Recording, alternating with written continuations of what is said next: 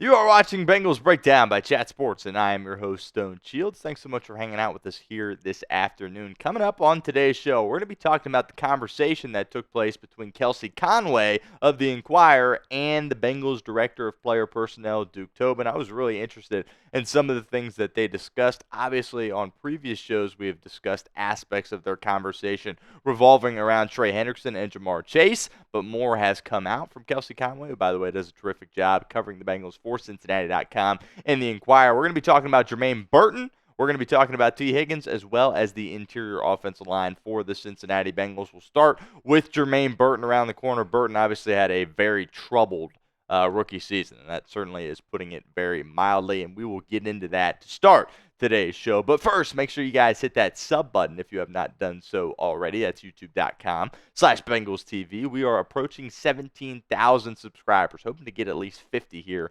on this video. We'll be here all off season long. We've got draft coverage, free agency coverage, and of course, all the latest Bengals news and rumors coming out of Cincinnati. So hit that sub button, youtube.com/BengalsTV. Let's get into this direct quote here from Duke Tobin on Jermaine Burton before I provide my thoughts. Tobin said, "This is professional football, and you have to take accountability. You have to be accountable to your teammates, your coaches, and the team that you're playing for, and he has to figure that out. He's got to figure that out fast. He's a very talented player, and we knew that there were risks in taking him. We knew there were rewards in taking him. We know what both of those are. We're hoping for the rewards. We're giving him the resources he needs to get to those rewards. But at the end of the day, you can't want it more for somebody than they want it for themselves. And we're hoping that Jermaine figures that out." Obviously, it was a disastrous rookie season for Jermaine Burton. There were the reports that he was falling asleep in meetings early on. You weren't seeing him as much in preseason games. Then eventually he found his way out there onto the football field a little bit, albeit really just as a return specialist. And then he was late for a walkthrough practice / didn't even show up. Not exactly sure which one is true. So that enabled him to be inactive for a football game, and there still was some rough patches throughout the season. He didn't really do much at all from a production standpoint, despite showing flashes as a terrific athlete with this football team. And then at the end of the year, he was inactive for a football game because he got evicted from his apartment down at the Banks, as well as all the reports of the abuse from his girlfriend that I don't believe any charges were pressed. But at the same time, obviously that's not something what you want one of your players to be in the news for.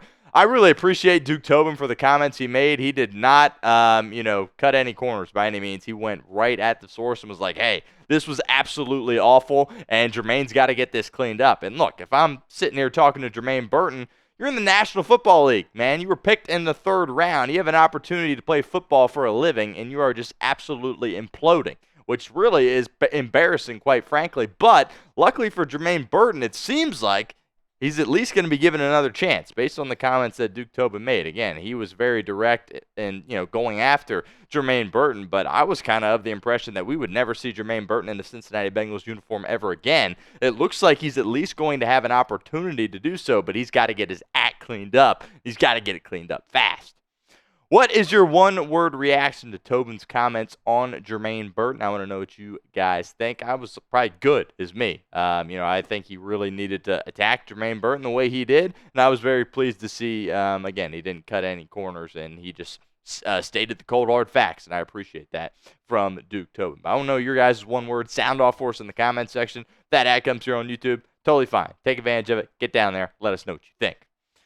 Tobin also talked about Tee Higgins. This, of course, is a little bit more interesting because Higgins, of course, is such a phenomenal football player. This is what Tobin had to say in regards to, Higgins coming back with the team in 2025. He said it's going to be hard. We feel like we have the resources to do it, but it all depends on how the negotiation goes and whether they're willing to accept wanting to come back at a number that makes sense for everybody.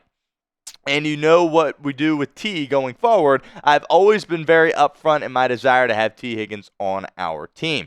I've never not been upfront about that. And that desire continues, but we have to be able to come together with this representation, with his representation on what that means and what the right number is for his experience, for his play time and for his production. My thoughts on that are around the corner, but first we got to give a shout out to our friends over at Game Time, because today's show is presented by Game Time. Look, Game Time is a new feature. It's called Game Time Picks. It makes getting tickets to see your favorite teams play live even easier.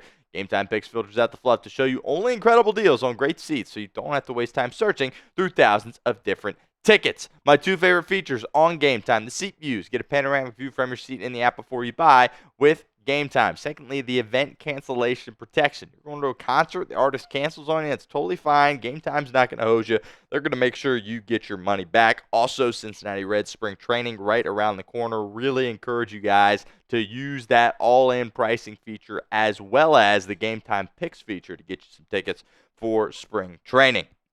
So take the guesswork out of buying tickets with Game Time. Download the Game Time app, create an account, use code CHATSPORTS for $20 off your first purchase. Terms apply. But again, create an account, redeem code CHATSPORTS for $20 off. Download Game Time today. They got the last minute tickets at the lowest prices, all guaranteed. It's going to be really interesting following this whole offseason saga when it comes to Ja'Marr Chase. When's he going to get his money? Tee Higgins, when and if is he going to get his money? And, of course, Trey Hendrickson. Look, the way Tobin says it, it makes a lot of sense to me. Maybe that's just me being, an average fan and just kind of falling into the trap of the things he's saying. But it makes sense. He's like, yeah, a lot of guys are trying to take massive bites out of the apple when you're talking about Burrow and Chase and Higgins and, of course, Hendrickson. You got to pay everybody on your football team, so that's certainly going to be complicated. But he did make it clear that they have the resources to get it done. If that's a route that Tee Higgins' team, as well as Ja'Marr Chase's team and Joe Burrow's team, are willing to go down. I don't think it can get done without a Joe Burrow restructure. I feel like that's kind of inevitable. Bengals don't typically do that kind of stuff, but seemed like Joe, when he talked in games or after games throughout the season, talking about, hey, he's willing to do what he needs to do in order to get these guys to stick around. We'll see. Tee Higgins is ultimately going to come down to whether or not he can balance his money and his want to stay in Cincinnati and potentially win championships with Burrow and Chase. I don't think it's any secret. Other teams would be able to pay him more money, but are you going to be able to play with Joe Burrow and Ja'Marr Chase and stay in Cincinnati? Probably not. So we'll see. It's going to be incredible to watch that progress throughout the offseason. I got to respect Tobin for his comments. Didn't really expect him to go out there and say, oh, 100% we're going to be able to keep Tee Higgins, or oh, 100% we're not going to be able to keep Tee Higgins. Kind of playing that middle ground, but hard to blame him. I probably would be doing the same if I was in his spot. Another opportunity for you guys to get involved with our show here at Bengals Breakdown. Will Tee Higgins be back with the Bengals in 2025? Let me know in the comments. Type Y for yes or N for no. Tobin also addressed the interior offensive line, something that certainly was a weakness for the Cincinnati Bengals football team and really has been ever since Joe Burrow got here. Here is what Tobin said. The way we play, it requires a firm pocket. We've hired a new offensive line coach, Scott Peters. We believe in him. He's really an impressive guy when you get to know him. We're hopeful that there can be some improvements made technique-wise with him. We're going to add to the position. For sure, there will be competition at those positions. We have to evaluate who will come back and who will not come back. It's a spot that we're focused on. We're going to continue working with guys that we have on the roster, and we are going to try to evaluate how to get better with guys that aren't currently on the roster, and whether that's young guys from the draft, whether that's free agents. We'll look at all options, but we're going to add to that group. We're definitely going to add to that group. Really, out of all the things that Tobin said, I'm probably most pleased with this, right? You got to figure out your interior of your offensive line. There is no doubt about it. Alex Kappa seems like a good guy. His teammates love him, but, the production simply was not there. You got to move off him. I think he's got to be a cut candidate for Cincinnati. I think there really should be no way that he doesn't get cut by the Cincinnati Bengals. Also, Cordell Volson, took him in the 4th round a couple of years ago. Saw some good moments from him, but he's clearly not a starter in the National Football League at that guard spot. I think he'll probably stick around in a backup role, but you got to get 2 new bodies in there as starters at your left guard and your right guard spot. You've got the franchise back there in number 9, and he has to be protected better than he was. Feel really good about your tackles. You hit on a guy in Amarius Mims, Orlando Brown Jr. is excellent if he can stay healthy, but you really got to retool the interior. Hopefully, Scott Peters is going to have an ability to develop guys. We'll see if you take an interior offensive lineman early in the draft. It might be a guy that you have to take in the 4th or 5th round and try to develop with Scott Peters. So that hire for Zach Taylor is really, in my opinion, just as important as the hire of Al Golden at that defensive coordinator spot. I think we're all going to have a close eye on Scott Peters, and we'll keep an eye on his protege as they come through, and hopefully somebody can step up and be a quality starter for you at the left guard spot and the right guard spot. Make sure you guys give me a follow on Twitter at StoneShields_. I believe we're at literally 499 followers right now. So I just need one of you guys to hit that follow button. Help me out. All of our Bengals breakdown content will be posted to my Twitter page. So give me a follow on Twitter at StoneShields_.